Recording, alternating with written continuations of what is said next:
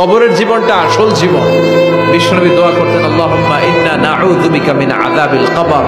আল্লাহ, আমি আপনার কাছে কবরের আযাব থেকে পানাহ চাই, কবরের আযাব থেকে বাঁচতে চাই। এই কবরের মধ্যে অনেক ফিতনা হবে, অনেক সুয়াল হবে। কবরে প্রশ্ন আছে না নাই? কথা বলেন। প্রথম প্রশ্ন জিজ্ঞেস করা হবে, মার রব্বুক, তোমার রব কে? বলেন, আমাদের রব কে? ওমা দীনুক, তোমার ধর্ম কি?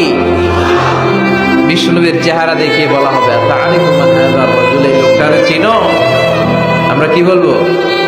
আমরা চিনি, উনি আমাদের প্রিয় রাসূল মুহাম্মদুর রাসূলুল্লাহ সাল্লাল্লাহু আলাইহি ওয়াসাল্লাম।